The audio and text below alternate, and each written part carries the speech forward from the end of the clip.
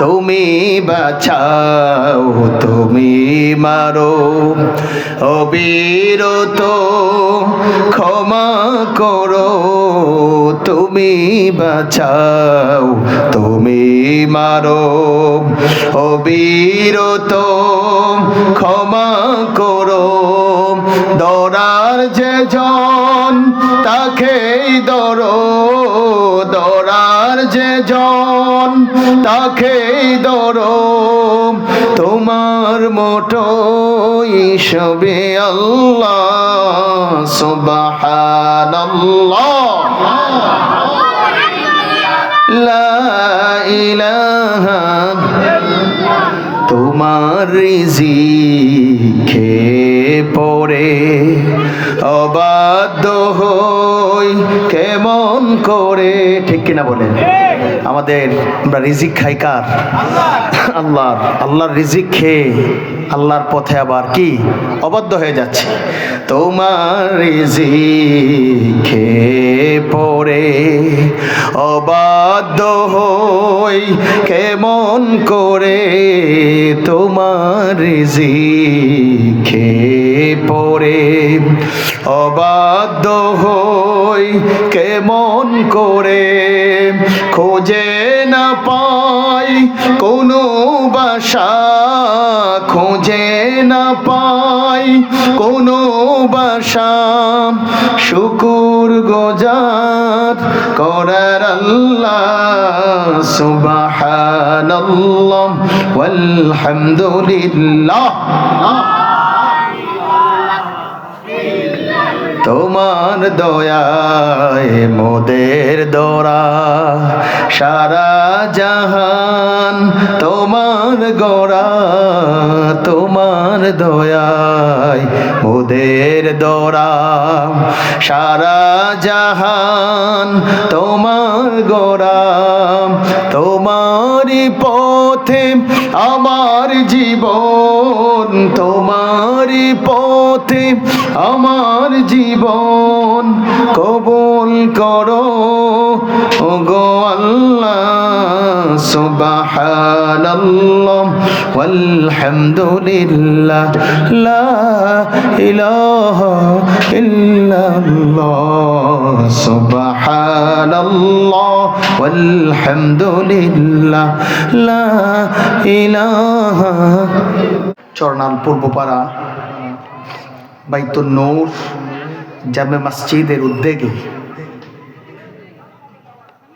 অষ্টম বার্ষিক তাফসীরুল কুরআন মাহফিলের সম্মানিত সভাপতি বিশিষ্ট আলেম দ্বীন হযরত মাওলানা ফকির সৈয়দ মুস্তাক আহমেদ পীর সাহেব, শোলাখালী দরবার শরীফ, ফেনী।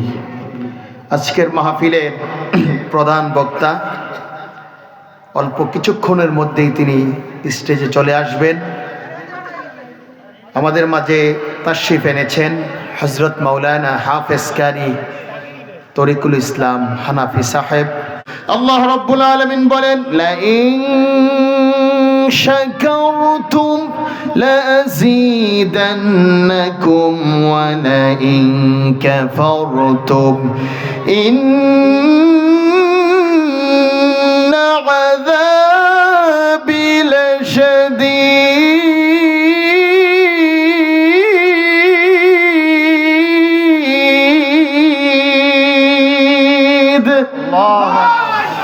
আল্লাহ রাব্বুল আলামিন বলেন, ও আমার গোলামেরা, ও আমার বান্দারা, তোমরা যদি আমার নিয়ামত পেয়ে, আমি তোমাদেরকে কত নিয়ামত দিয়েছি, তোমাদেরকে আমি ভালো রেখেছি, তোমাদেরকে আমি অসংখ্য গণিত নিয়ামত আমার পক্ষ থেকে তোমাদেরকে দিয়েছি। তোমরা যদি আমার নিয়ামত পেয়ে শুকর আদায় করো, সুবহানাল্লাহ পড়েন না? আল্লাহ বলেছেন, তোমরা যদি আমার নিয়ামত পেয়ে শুকর আদায় করো, আমি তোমাদেরকে নিয়ামত আরো বাড়িয়ে দেব। আল্লাহু আকবার। আর যদি শুকর আদায় না করো, তোমাদের থেকে আমি নিয়ামত কেড়ে নিব। আর যদি শুকর আদায় যদি তোমরা না করো, কাল কিয়ামতের কঠিন মুসিবতের দিনে আল্লাহ রাব্বুল আলামিন বলেন, ইন্না আযাবি লাশাদীদ, তোমাদের জন্য কঠিন আযাব রয়েছে, জাহান্নামের আগুন। জোরে বলেন না নাউজুবিল্লাহ।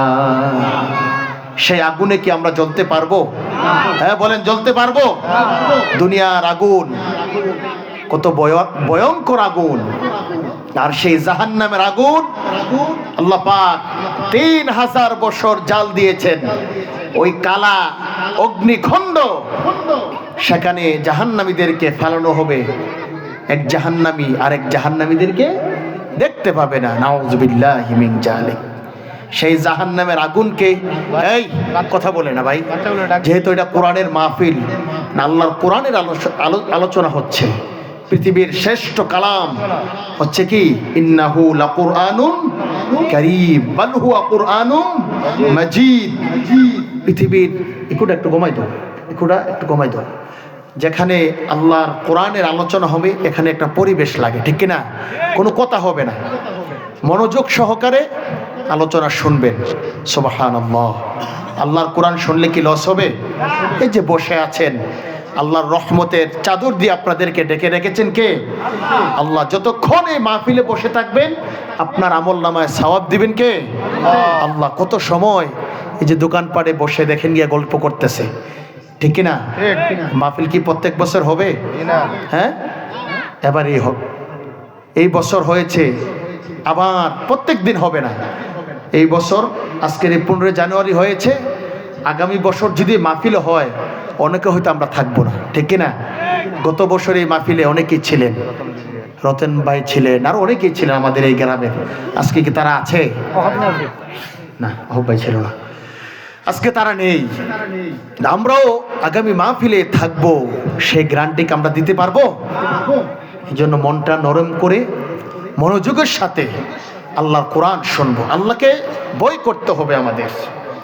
আল্লাহর ভয় যদি আপনার অন্তরে না থাকে, তাহলে আপনার দ্বারায় আমার দ্বারায় অপরাধ করা কি সম্ভব হয়ে যাবে। এই জন্য প্রতিটা কাজে, প্রতিটা মুহূর্তে, প্রতিটা সেকেন্ডে আল্লাহকে ভয় করতে হবে। কাকে ভয় করতে হবে? আল্লাহ রাব্বুল আলামিন বলেছেন, ইয়া আইয়ুহাল্লাযীনা আমানু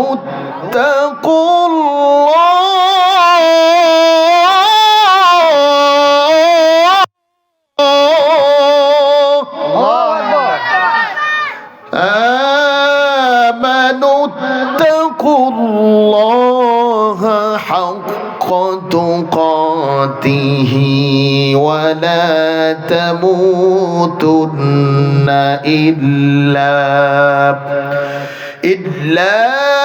ওয়া আনতুম মুসলিমুন।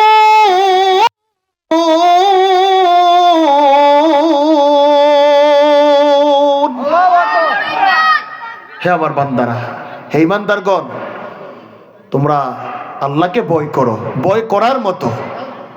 আল্লাহ বলেছেন, তোমরা আমাকে ভয় করো, ভয় করার মতো, ঠিক কিনা বলেন? ও আনতুম মুসলিমুন, তোমরা মুসলমান না হয়ে মৃত্যুবরণ করো না। সুবহানাল্লাহ। আমরা নামে মুসলমান, ঠিক কিনা? আমাদের জন্ম নিবন্ধন মুসলমান, আমাদের কি, আমাদের বিভিন্ন ইয়াতে আমরা এখানে মুসলমান, কিন্তু আমরা প্রকৃত মুসলমান হতে পারি নাই।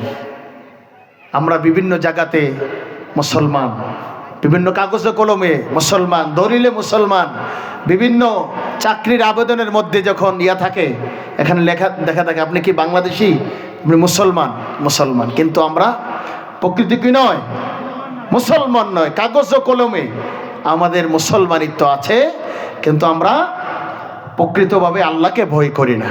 আল্লাহ বলছেন, ইয়া আইয়ুহাল্লাযীনা আমানুত্তাকুল্লাহ হাক্কা তুকাতিহি ওয়া লা তামুতুন্না ইল্লা ওয়া আনতুম মুসলিমুন। তোমরা হে ঈমানদারগণ, তোমরা আল্লাহকে ভয় করো, ভয় করার মতো, আর মুসলমান না হয়ে কি করো না? কবরে যায় না, মৃত্যুবরণ করো না। আমরা যে আল্লাহর এই জমিনে চলি, আসলে প্রকৃতভাবে কি আল্লাহকে আমরা ভয় করি না, করি? বলেন, জোরে বলেন, করি? আল্লাহকে আমরা ভয় করি না। আল্লাহর হুকুম আহকামগুলি আমরা ঠিক মতে মেনে চলতে পারতেছি না, পারি না। আল্লাহর ভয় যদি আমাদের অন্তরে থাকে, প্রকৃতপক্ষে যদি আমরা আল্লাহর গোলাম হয়ে থাকি, 24 ঘন্টাই আল্লাহর ভয় আমাদের অন্তরে থাকতে হবে। জোরে বলেন, ঠিক কিনা? আল্লাহর ভয় না থাকলে আমরা প্রকৃত মুমিন, প্রকৃত মুসলমান, প্রকৃত ইমানদার হতে পারবো না। কি পারবো? না, পারা যাবে না। আমার ভাইরা, আজকে দেখা যাচ্ছে আল্লাহর ভয় আমাদের অন্তরে নেই। আমাদের মসজিদগুলি খালি, নামাজে এক কাতার মুসল্লি হয় না। তা আমরা মুসলমান, ঠিক না বলেন? এক কাতার মুসল্লিও পাওয়া যাচ্ছে না। বিশাল গ্রাম, বিশাল মসজিদ, 2 জন 3 জন 4 জন 5 জন মানুষ আল্লাহর ঘর মসজিদে নামাজ পড়ে। নাউযুবিল্লাহ। মসজিদগুলি চাকচিকময়, কিন্তু মুসল্লি নেই, ঠিক কিনা বলেন? সম্মানিত ভাইয়েরা, এই জন্য প্রতিটা মুহূর্তে আল্লাহ সুবহানাহু ওয়া তাআলাকে কি করতে হবে? ভয় করতে হবে। রাজি আছি ইনশাআল্লাহ? সব সময় আল্লাহকে আমরা ভয় করে চলবো, গুনাহ থেকে আমরা বেঁচে থাকার চেষ্টা করব। আর 5 ওয়াক্ত নামাজ আমরা কি করব? আদায় করার চেষ্টা করব। নামাজ পড়লে লাভ হয় না লস হয়? বলেন তো। জোরে বলেন, নামাজ পড়লে লাভ না খাস্তা? লাভ হয়।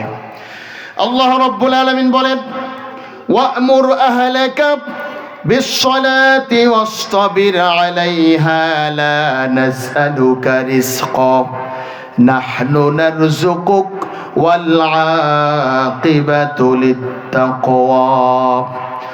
আর তোমরা তোমার পরিবার বর্গকে নামাজের জন্য আদেশ করো। আল্লাহ রাব্বুল আলামিন বলেছেন, আর এর উপর অবিচল থাকো, অটুট থাকো। আল্লাহ রাব্বুল আলামিন বলেছেন, আমি তোমাদের কাছে কোনো কিছু চাই না, কোনো কিছু জীবনকরণ কোনো কিছু চাই না। তোমরা শুধু আমার গোলামি করবে, আমার দাসত্ব করবে, আমার কুদরতি কদমে সেজদা দিবে। আল্লাহ রাব্বুল আলামিন বলেছেন, আল্লাহ রাব্বুল আলামিন বলেছেন, এর বিনিময়ে আমি তোমাদেরকে উত্তম জাযা দান করব। জোরে বলুন সুবহানাল্লাহ। কি দিবেন? আল্লাহ বলছেন, তোমরা নিজে নামাজ পড়ো, তোমার পরিজনকে নামাজের জন্য আদেশ করো এবং এর উপর অবিচল থাকো। আমি তোমাদের কাছে কোনো কিছু চাই না। আমি তোমাদেরকে এই পৃথিবী তোমাদের জন্য আমি তৈরি করেছি। সুবহানাল্লাহ। তোমাদেরকে অসংখ্য গণিত নিয়ামত আমার পক্ষ থেকে আমি দিয়ে রেখেছি এবং তোমাদের জন্য অসংখ্য অগণিত নিয়ামত আমি পরকালেও আমার জান্নাত রেখেছি। জোরে বলুন না সুবহানাল্লাহ। তাহলে আল্লাহর জান্নাতে যেতে হলে আমাদের ভয় করতে হবে কাকে?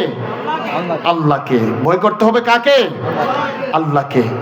আল্লাহ রাব্বুল আলামিন সর্বপ্রথম হাসরের মাঠে নামাজের হিসাব নেবেন। কিসের হিসাব?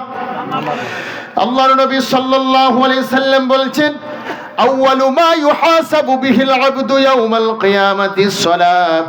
হাসরের ময়দানে সর্বপ্রথম ও আমার উম্মতেরা নামাজের হিসাব হবে, সালাতের হিসাব হবে। আল্লাহ রাব্বুল আলামিন বলেছেন, হাসরের মাঠে সর্বপ্রথম নামাজের হিসাব নেওয়া হবে। জোরে বলুন সুবহানাল্লাহ। কিসের হিসাব নেওয়া হবে?